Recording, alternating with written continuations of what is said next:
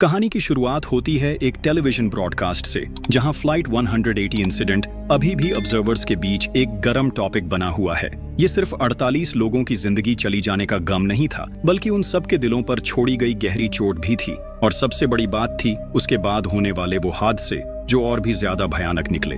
एक ऐसा मौत का प्लान चालू हो गया था जो उस इवेंट के सभी सर्वाइवर्स को बिना किसी एक्सेप्शन के एक एक करके खत्म करता गया। और अब कहानी फोकस करती है एक लड़की पर जिसका नाम है यूली। उसे सुबह सुबह अपने पापा से अलविदा लेते हुए दिखाया जाता है, क्योंकि उस दिन यूली और उसके कुछ क्लासमेट्स एक लॉन्ग डिस्टेंस ट्रिप पर जा रहे थे। ये ट्रिप एग्जाम्स के बाद का स्ट्रेस दूर करने के लिए प्लान किया गया था, जो कुछ दिन पहले ही खत्म हुए थे। यूली के पापा थोड़े चिंतित दिखते हैं, क्योंकि उन्होंने यूली की कार के नीचे तेल के निशान देखे, जो शायद ट्रांसमिशन लीक का सिग्नल था। लेकिन दूसरी तरफ यूली और उसकी दोस्तों की जर्नी एक ट्रैफिक लाइट पर रुक जाती है, जब वो लोग मेन रूट की तरफ बढ़ रहे होते हैं। और तभी अचानक एक बूढ़ी औरत सामने आती है, जिसके हाथों में ड्रिंक के खाली कैंस का एक ढेर होता है, जो अचानक उनके सामने गिर जाता है। जैसे जैसे उनकी जर्नी आगे बढ़ रही थी, एक स्कूल बस सामने से गुजरी, जिसके ऊपर एक बैनर था। उस बैनर पर लिखा था डिमोलिश, जिसका मतलब होता है डिस्ट्रॉय। यूली की नजर तुरंत उस बैनर पर जाती है और उसका ध्यान उस तरफ चला जाता है। उसने खुद को डिस्ट्रैक्ट करने के लिए रेडियो पर म्यूजिक बजाया, लेकिन म्यूजिक के बदले एक न्यूज सुनाई दी, जिसमें बताया जा रहा था एक इवेंट के इनविटेशन के बारे में। वो इवेंट फ्लाइट 180 इंसिडेंट को याद करने के लिए था। दरअसल ये उस खतरनाक हादसे का पहला इवेंट था। और हाँ, वो लोग एक ट्रक से टकराते टकराते बचे।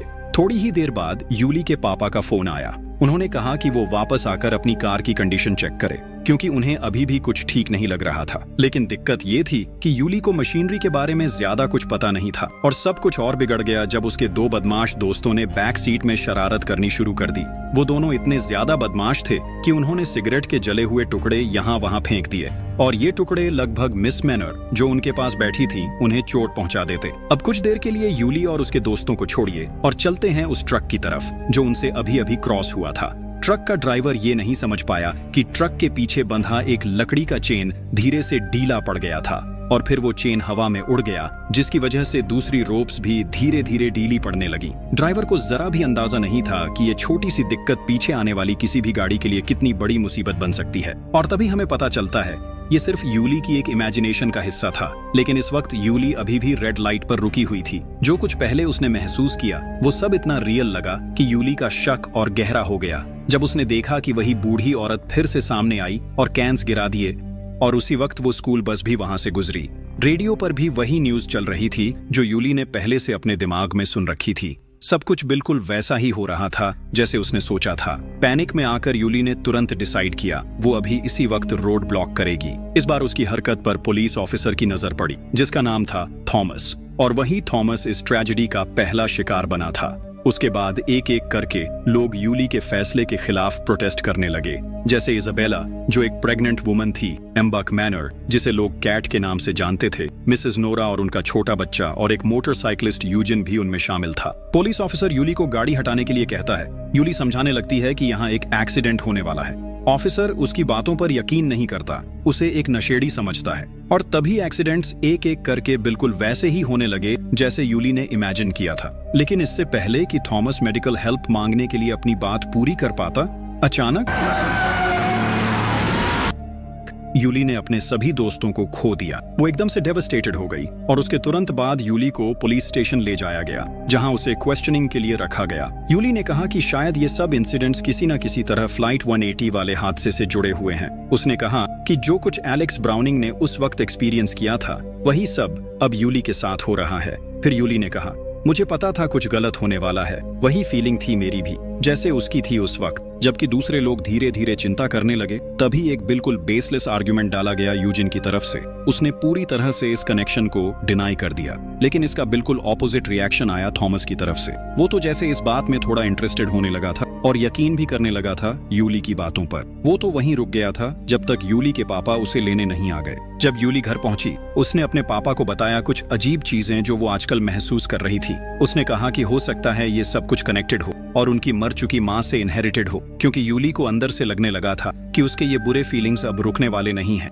अब कहानी शिफ्ट होती है एक अपार्टमेंट में रहने वाले एक बहुत ही खुशकिस्मत लड़के पर, जिसका नाम था एवन। एवन न सिर्फ मौत से बच गया था, बल्कि कहा जा रहा था कि उसने अभी अभी एक बड़ी लॉटरी जैकपॉट भी जीती थी। तो अब जो नूडल्स बचा हुआ था उसने उसे बिना सोच समझे फेंक दिया और तुरंत एक नया मंगवा लिया। लेकिन क्योंकि उसे खुद ही खाना बनाना पड़ता था, एवन को पता ही नहीं चला कि फ्रिज से एक मैग्नेटिक डेकोरेशन गिर गया था और वो नूडल्स के पैकेट में चला गया। ऊपर से उसकी टेंशन तब और बढ़ गई जब उसकी नई रिंग अचानक ड्रेन होल में गिर गई और उसे निकालने की कोशिश में एवन और भी ज्यादा घबरा गया। लेकिन तभी जब वो ड्रेन होल से रिंग निकालने की कोशिश कर रहा था, उसका हाथ फिल्टर में फंस गया और यही गलती उस पर भारी पड़ गई। कुछ ही देर में आग ने हर तरफ तेजी से फैलना शुरू कर दिया, चाहे वो सोफा हो, मैट्रेस, ब्लैंकेट, पिलो, कारपेट या कोई और फ्लैमेबल चीज, सब कुछ जलकर राख होने लगा। एवन ने बहुत कोशिश की आग बुझाने की, लेकिन जब उसे लगा कि ये सब बेकार है तो उसने खुद को बचाने का फैसला किया।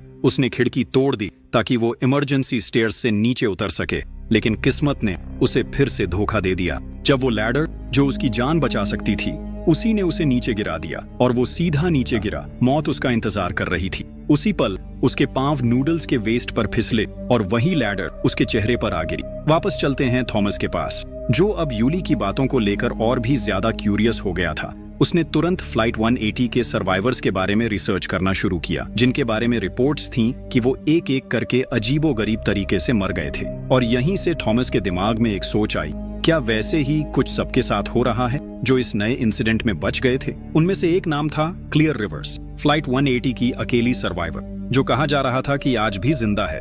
थॉमस एकदम हैरान रह गया उन इंसिडेंट्स को इंटरनेट पर देखकर। पता चला कि ये एक्सीडेंट सीरीज एक ट्रेंडिंग टॉपिक बन चुका था और लगभग हर टेलीविजन चैनल पर यही खबर चल रही थी, जो ऑब्वियस है यूली और उसके दोस्तों को और भी ज्यादा घबराहट में डाल रही थी। और तभी न्यूज का फोकस शिफ्ट हुआ। अब बात हो रही थी एवन के बारे में, जो आज दोपहर में एक ट्रैजिक एक्सीडेंट में मर गया था। उसी रात यूली को देखा गया एक मेंटल हॉस्पिटल का एड्रेस ढूंढते हुए, जहां कहा जा रहा था कि क्लियर रिवर्स एडमिट है। अगले दिन यूली सीधा निकल गई उस हॉस्पिटल की तरफ, जहां नर्स ने बताया कि क्लियर रिवर्स ने साफ कह दिया है, अंदर कोई भी नुकीली चीजें लेकर मत आना, चाहे वो एक सेफ्टी पिन ही क्यों ना हो, क्योंकि कोई भी रैंडम ऑब्जेक्ट एक खतरनाक हादसा खड़ी कर सकती है, जो किसी भी वक्त एक बड़ा एक्सीडेंट क्रिएट कर सकता है। अंदर पहुंचते ही रिवर ने कल वाले एक्सीडेंट और यूली के बीच का कनेक्शन डिस्कस किया।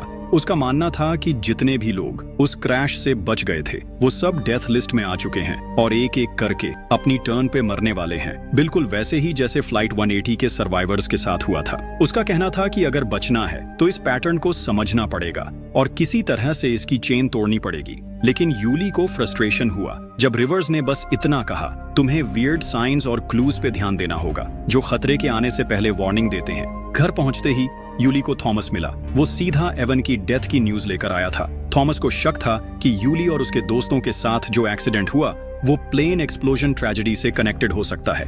ये हादसा 1 साल पहले हुआ था, इसलिए उसने यूली को इनवाइट किया कि बाकी सर्वाइवर्स को भी ढूंढना चाहिए। लेकिन यूली ने तुरंत कंक्लूड किया कि अभी अभी जो कबूतर दिखे थे वो एक बुरा साइन था, और अगर रिवर की बात सही है कि डेथ एक ऑर्डर में आती है तो अगला नंबर नोरा और उसके बेटे का हो सकता है। सीन शिफ्ट होता है एक स्पेशलिस्ट क्लिनिक पर, जहां नोरा अपने बेटे टिम को लेकर गई थी उसका टूथ फिल करवाने के लिए। कल चेक नहीं हो पाया था क्योंकि वो एक्सीडेंट में फंस गए थे। डेंटिस्ट ने तुरंत काम शुरू कर दिया। नोरा क्लिनिक के बाहर एक डेली मैगजीन पढ़ते हुए वेट कर रही थी, पर किसी को भी पता नहीं था कि एक फिश एक्वेरियम पंप के पाइप को एक ब्लॉकेज रोक रही थी, जिस वजह से लीक होना शुरू हो गया था। दूसरी तरफ जब डॉक्टर टिम का इलाज कर रहा था, अचानक एक कबूतर शीशे से टकरा गया। डॉक्टर कलर्जियन ने बोला, ये तो अक्सर क्लिनिक की विंडोज से टकरा जाते हैं। लेकिन उसके बाद एक और बर्ड सीधा वेटिंग रूम में घुस गया। हर तरफ पेपर्स और फर्नीचर बिखर गए। फ्रस्ट्रेटेड डॉक्टर ने कहा, मैं देख कर आता हूँ। पैनिक के बीच टिम लगभग सांस रुकने से मर ही जाता अगर नर्स ने नहीं देखा होता कि उसकी मुंह में एक खिलौना पड़ा हुआ था। सब सेटल होने के बाद किम्बरली और टिम जल्दी से क्लिनिक से बाहर निकल गए। जब वो नीचे पहुंचते हैं तो यूली और थॉमस सामने आते हैं। उनका मकसद था उन्हें वार्न करना उस चिड़िया के बारे में जो शायद मौत का संकेत हो सकती थी। तभी एक और ट्रेजेडी घट गई। एक ही पल में जब टिम आगे बढ़ा तो उसके ऊपर एक बड़ा सा ग्लास का पीस जो हवा में लटक रहा था सीधा उसके ऊपर आ गिरा। उसकी माँ चिल्ला भी नहीं पाई थी कि वो ग्लास नीचे गिर जाता है। टिम की मौत तुरंत हो जाती है। उसकी माँ के सामने। अब ये कर्स एक डरावनी हकीकत बन चुका था। मौत अपना पैटर्न फॉलो कर रही थी और यहाँ यूली और ज्यादा कन्विंस हो जाती है कि ये डेथ कर्स सच में है। वो सिर्फ डरी हुई नहीं थी बल्कि अब कंफ्यूज्ड भी लगने लगी थी कि इस प्रॉब्लम को कैसे हैंडल करें। ऊपर से रिवर को तो इसमें इन्वॉल्व्ड होना ही नहीं था, लेकिन कुछ ही देर बाद रिवर वापस आती है। उसका मन बदल चुका होता है। वो डिसाइड करती है कि अब वो उनकी मदद करेगी और उन्हें सीधा एक इंसान के पास ले जाती है जिसका नाम होता है विलियम। ये वही शख्स था जिससे वो लोग उम्मीद कर रहे थे कि शायद वो उन्हें इस कर्स से छुटकारा दिलवा सके। विलियम कहता है कि मौत को सिर्फ एक नई जिंदगी ही हरा सकती है। मैं नहीं जानता विलियम का मतलब क्या था, लेकिन एक बात तो पक्की है, उसने यूली से कहा था कि वो हमेशा अलर्ट रहे और उन साइंस पर ध्यान दे जो उसे दिखाई देते हैं। जब वो लोग एक गैस स्टेशन पहुंचे और थोड़ी ही देर बाद यूली को एक बार फिर एक विजन दिखाई दिया, जैसे वो एक व्हाइट वैन में हो जो धीरे धीरे लेक के तल में डूब रही हो। विलियम की बात याद करते ही वो समझ गई कि ये एक नया साइन है। उन्हें तुरंत एक और विक्टिम याद आई, इजाबेला, जो उस वक्त इकलौती इंसान थी जो व्हाइट वैन यूज कर रही थी और उस वक्त वो प्रेगनेंसी में थी। पुलिस होने के नाते थॉमस के लिए ये मुश्किल नहीं था कि वो इजाबेला का लाइसेंस प्लेट नंबर और उसका होम एड्रेस निकाल ले। सारी डिटेल्स मिलते ही थॉमस ने तुरंत दूसरे ऑफिसर से मदद मांगी ताकि वो जाकर इजाबेला को सिक्योर कर सकें। मौत की इस चेन को तोड़ने के लिए जितने लोग बचे थे उन्हें एक जगह इकट्ठा किया गया। इसमें ना रोरी को छोड़ा गया, ना ही उस एडिक्ट को। यूली चाहती थी कि सब लोग उन अजीब साइंस के जरिए मौत के इंडिकेशंस को समझें और अगर कुछ दिखाई दे तो एक दूसरे को तुरंत बताएं उस सेलफोन के जरिए जो यूली ने उनके बीच शेयर किया था। दूसरी तरफ यूजिन को अभी भी लगता है कि ये सब सिर्फ बकवास है। अब तक तो उसके साथ कुछ भी नहीं हुआ, ना उसने कभी महसूस किया कि मौत उसका पीछा कर रही है। लेकिन जब उसने वहां से निकलने का फैसला किया तो एक अलग ही सीन हुआ। यूजिन बातों पर टिका रहा, लेकिन नोरा ने अचानक हार मान ली। उसे लगा जिंदगी में अब कुछ बचा ही नहीं, इसलिए उसने सोचा कि मौत ही एक रास्ता है जिससे वो अपने बेटे से स्वर्ग में मिल सकती है। जब रोरी कुछ चीजों को साफ कर रहा था जो उनके लिए खतरनाक साबित हो सकती थीं, तभी उसने एक अजीब सा विजन देखा, जैसे उसने एक ऐसा ऑब्जेक्ट देखा हो जो किसी आदमी जैसा लग रहा था, जिसके हाथ की जगह एक हुक था। ये एक बुरा साइन माना गया। तभी सबको अचानक यूजिन और नोरा याद आ गए, जो इस वक्त एक एलिवेटर में थे, एक बूढ़े आदमी के साथ जिसके पास एक मैनिक्विन जैसा लगेज था, बिल्कुल वैसा ही जैसा रोरी ने अपनी इमेजिनेशन में देखा था। तुरंत थॉमस ने नोरा को कांटेक्ट किया, उसे बताने के लिए कि शायद अब उसकी बारी है। लेकिन जब नोरा वहां से निकलने लगी तो उसके बाल गलती से उस मैनिक्विन में अटक गए जो वो बूढ़ा आदमी साथ लाया था। इसके चलते एलिवेटर का दरवाजा बंद होने लगा और नोरा का सिर उसमें अटका हुआ था। इसके बाद सभी लोग पैनिक में थे और तभी अचानक यूजिन सामने आ गया। उसने तुरंत थॉमस की गन पकड़ ली और अपने सिर पर रखकर खुद को गोली मारने की कोशिश की। ये सब उसने जानबूझकर किया ताकि सबको ये साबित कर सके कि किसी के पास अपनी जिंदगी का कंट्रोल नहीं होता, ना ही इस बात का कि वो कब मरेंगे। जब उसने ट्रिगर दबाया तो अजीब हुआ, बहुत अजीब। गन चली ही नहीं, जबकि हम सब ने खुद उस ट्रिगर की आवाज सुनी थी। थॉमस, जो अब क्यूरियस हो गया था, उसने तुरंत बुलेट्स चेक की और देखा कि गन अब भी फुली लोडेड थी। इसका मतलब सिर्फ एक ही था, यूजिन के मरने का वक्त अब भी नहीं आया था। अब थोड़ा सीन बदलता है। पुलिस स्टेशन में इजाबेला पहले से मौजूद थी और इस वक्त वो लेबर के शुरुआती स्टेज में थी। दर्द अब इतना बढ़ चुका था कि वो और सहन नहीं कर पा रही थी। इसीलिए उसने वहां मौजूद एक पुलिस डेप्यूटी से जोर देकर कहा कि उसे तुरंत किसी नजदीकी हॉस्पिटल ले जाया जाए, क्योंकि अब बच्चा कभी भी पैदा हो सकता था। वापस चलते हैं थॉमस के पास, जो अब पुलिस स्टेशन की तरफ जा रहा था जहां इजाबेला को रखा गया था। वहीं यूजिन एक कहानी बताता है कि कैसे वो एक बार मौत से बच चुका है। उसके बाद यूली और बाकी लोगों ने भी अपना एक्सपीरियंस शेयर किया कि कैसे वो सब भी 1 साल पहले मौत से बच गए थे। और ये सुनकर सब हैरान रह जाते हैं, क्योंकि असली वजह ये थी कि उस वक्त यूली और उसके दोस्तों की मौत का प्लान इसलिए फेल हो गया क्योंकि उनकी डेथ सीक्वेंस को किसी और ने डिसरप्ट कर दिया था। फ्लाइट 180 के सर्वाइवर्स यानी क्लियर और उसके फ्रेंड्स, जो कार वो लोग चला रहे थे, उसने लगभग उस डेप्यूटी को टक्कर मार दी थी जो उस वक्त इजाबेला को ले जा रहा था। उस इम्पैक्ट की वजह से यूजिन को काफी गहरी चोट लगी थी। तभी दूसरी तरफ कैट अब तक अपनी कार से बाहर नहीं निकल पाई थी, क्योंकि एक बड़ा सा वुड उसकी कार के अंदर घुस गया था और उसे वहां फंसा दिया था। और क्योंकि डेप्यूटी को जल्दी थी इजाबेला को हॉस्पिटल ले जाने की, उसने बाकी ऑफिसर्स को तुरंत उस जगह भेजने को कहा जिसका एड्रेस पहले से दिया गया था। सिर्फ पुलिस और मेडिकल टीम ही नहीं, बल्कि कुछ मीडिया क्रूज भी वहां पहुंच गए थे ताकि पूरे इंसिडेंट को कवर कर सके। किस्मत अच्छी थी कि रोरी टाइम पे आ गया और उसने उन्हें बचा लिया, लेकिन जहां मीडिया क्रू का कार खड़ा था, उसने गलती से एक पत्थर को टक्कर मार दी जिससे पेट्रोल लीक हो गया और किसी को अंदाजा भी नहीं था कि वो पेट्रोल धीरे धीरे बहकर उस कार की तरफ जा रहा था जो अभी भी उस जगह में फंसी हुई थी। जब थॉमस और यूली हॉस्पिटल में इजाबेला से मिलने का प्लान बना रहे थे तब कैट को फायर फाइटर्स एवैक्यूएट कर रहे थे। उन्हें कैट की कार के बॉनेट पे जोर जोर से मारते हुए देखा गया, बिना ये जाने कि इससे कार का एयरबैग सिस्टम एक्टिवेट हो सकता है। लेकिन सिर्फ इतना ही नहीं हुआ, कैट के हाथ से एक सिगरेट बट गिर गया था जो हवा में उड़ता हुआ सीधे उस पाइप तक पहुंच गया जिसमें पेट्रोल भरा था। फिर अचानक कैट की कार एक जबरदस्त धमाके के साथ फट गई। एक्सप्लोजन इतना स्ट्रॉन्ग था कि उसकी वजह से एक वायर फेंस उड़ गया और सीधे रोरी की तरफ चला गया। ये सब देखकर थॉमस ने तुरंत यूली और रिवर को उठाया और तेजी से हॉस्पिटल की तरफ ले गया।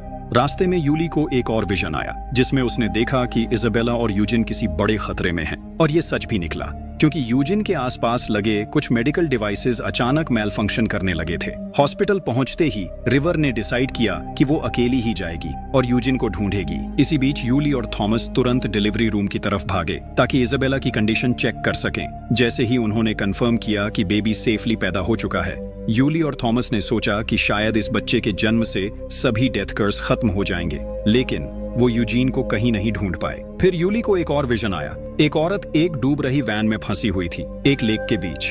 कोई नहीं जानता था वो औरत कौन थी, लेकिन रिवर, जो यूजिन को लेकर बहुत ज्यादा चिंतित थी, वो तुरंत उस रूम में गई जहां यूजिन का ट्रीटमेंट हो रहा था। और उस ब्लास्ट के बाद, जिसमें यूजिन और रिवर दोनों की मौत हो गई थी, यूली को आखिरकार समझ आया कि वो औरत जो हर बार शैडो में दिख रही थी वो कोई और नहीं, खुद यूली थी। मेंटली ये रियलाइजेशन उस वक्त और भी ज्यादा स्ट्रांग हो गया जब उसने देखा कि उसके दोनों हाथों पर खून था और कुछ और सिमिलैरिटीज जैसे डॉक्टर की प्रेजेंस और एक सफेद वैन का दिखना सब मैच हो रहा था। और बिना टाइम वेस्ट किए यूली ने तुरंत वो वैन उठाया और उसे लेक में ले जाकर डुबा दिया। आखिरकार ये राज खुल गया कि विलियम का नई जिंदगी से क्या मतलब था, वो जिंदगी जो मौत के बाद शुरू होती है। ये तब साबित हुआ जब यूली कुछ देर के लिए कोमा में चली गई थी, लेकिन उसे बचा लिया गया थॉमस और डॉक्टर की मदद से। तो एक तरह से देखा जाए तो यूली ने अपनी मौत को चीट कर दिया। थोड़ा वक्त गुजर जाता है और फिर हम देखते हैं कि थॉमस और यूली ब्रायन के परिवार के लंच इनविटेशन में शामिल होते हैं। ब्रायन वही गार्डन बॉय है जो पिछले हफ्ते के उस खौफनाक हादसे में बच गया था जो यूली और थॉमस से शुरू हुआ था। यहाँ यूली को एक और सच का पता चलता है जिससे उसे याद आता है वो पूरा डेथ प्लान जो शायद अभी खत्म नहीं हुआ है। और इसी चीज के साथ कहानी खत्म होती है, एक काफी ट्रेजिक एंडिंग के साथ। इस फिल्म से हमें एक बात जरूर समझ आती है, कोई भी इंसान मौत से बच नहीं सकता, चाहे कितनी भी कोशिश कर लो, चाहे कोई और तुम्हें टेम्पोरेरीली बचा भी ले। मौत सिर्फ वक्त को धीमा करती है, लेकिन आखिर में वो वापस जरूर आती है अपना काम पूरा करने।